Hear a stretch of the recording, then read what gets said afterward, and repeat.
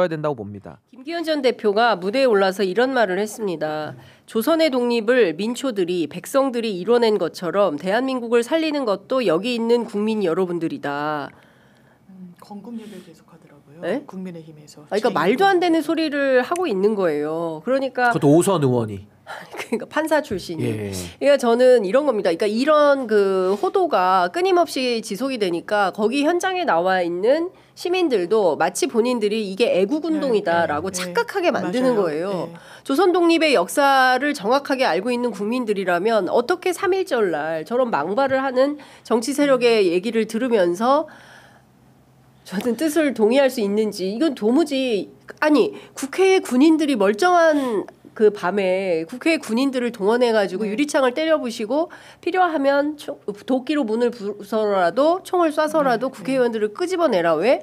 그 비상계엄 해제하면 안 되니까 이런 주장을 했던 사람을 뻔히 우리가 눈으로 다 확인을 했으면서도 그걸 잘했다고 지금 하고 있는 거잖아요. 그러니까 그리고 이제는 헌재를 때려부셔라. 그러니까 저런 주장의 막말 같은 주장들은 늘 있어 왔는데 지금 심각한 문제는 공당의 국회의원들이 거기 가가지고 맞습니다. 똑같이 하고 있다는 게 핵심이고 지금 이 문제되는 주장도 뭐 과거에도 정말 동의할 수 없는 주장들 많지 않았습니까? 근데 지금은 용서가 힘든 게 앵커께서 설명해 주신 대로 친위 쿠데타, 헌법을 짓밟는 총칼을 가지고 헌법을 짓밟는 행위를 지금 정당화하고 있기 때문에 우리가 이건 넘어갈 수가 없는 맞습니다. 거예요. 이걸 정당화하면요 앞으로도 누가 집권하든지 간에 그럼 계엄 일으켜가지고 다 친위 쿠데타 해버리지 뭐더러 민주주의로 합니까? 그렇습니다. 아니 저분들의 주장을 우리가 받아들인다면은요 대한민국은 민주주의를 더 이상 할 수 없어요.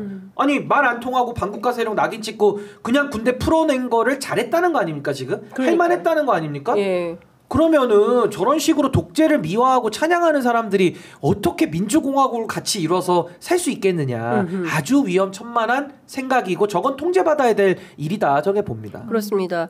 나경원 의원은 무슨 얘기를 했냐면 좌파 강점기를 얘기를 하고 있어요. 이재명 민주당 정권의 찬탈 시나리오가 대한민국의 민생도, 국정도, 법치도 모두 무너뜨렸다. 이것이 바로 대한민국의 좌파 강점기 시작을 알리는 것이 아니냐라는 주장을 일제강점기를 좌파 강점기에 비교를 한 거예요. 일제강점기 때 대한민국 국민들이 겪었던 그 끔찍한 고문과 모욕과 말과 글을 빼앗고 민중을 수탈했던 그 역사에서 어떻게 대한민국 정치인이 그런 말을 저는 이게 너무 심하다. 이거는 역사 인식이 없으니까요. 역사 인식이 없으니까요. 깊은 고민도 없이 정치에 뛰어들으니까 이런 폐해를 우리가 보는 겁니다.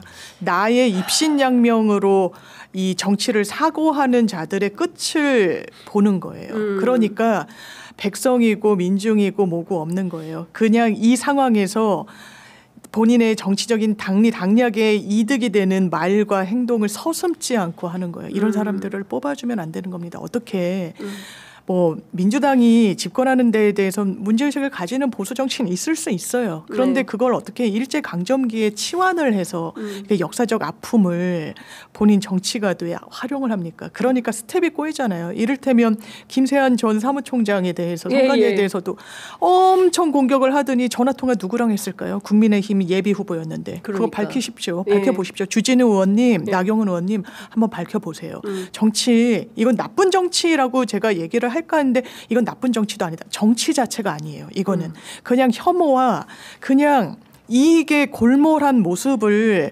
몇 년째 보여주고 있는 거예요. 정치하는 동안 국민을 위해서 뭘 어떤 확장성과 무슨 통합과 무슨 협치를 위해서 디딤돌을 놨어요. 지금 이분들. 정말 실망스럽습니다. 저는 나경원 의원도 이분도 중진 의원이죠. 근데 뭐 판사 출신이고 근데 뚫린 게 입이라는 게 우리가 뭐 밥을 먹거나 말을 하기 위해서 있는 우리 신체 기관 아닙니까? 근데 뚫린 게 입이라고 오물 같은 얘기를 뱉어내고 있어요. 이거 오물 같은 얘기 아닙니까?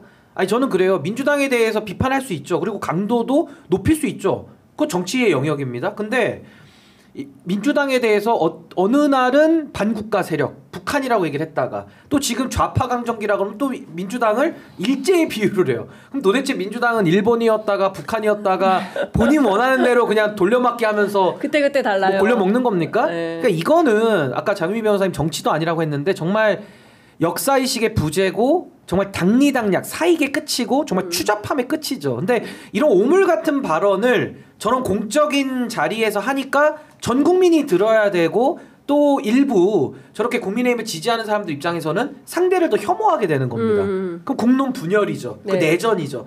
이런 식의 전쟁 같은 정치를 하겠다는 사람이 왜 더 공적인 자리에 있어야 되느냐? 전 이제는 근본적인 물음을 던지고 거기에 답을 해야 된다. 맞습니다. 그것은 뭐냐? 이 국민의힘의 지금 소속원들 뭐 개인 자격이다라고 자꾸 말도 안 되는 소리 하고 있는데요. 저자들의 저 오물 같은 발언들을 이제는 정리해야 된다. 끝까지. 다시는 못하게. 네. 그래서 저는 그것은 공적인 영역에서 영구히 손을 떼게끔 만들어야 된다. 전 그 일에 이제 우리가 내란 진압의 의미를 좀 더 구체화해서 앞으로 더 밀고 나가야 될 부분들이 좀 많이 있다 이렇게 봅니다. 그러니까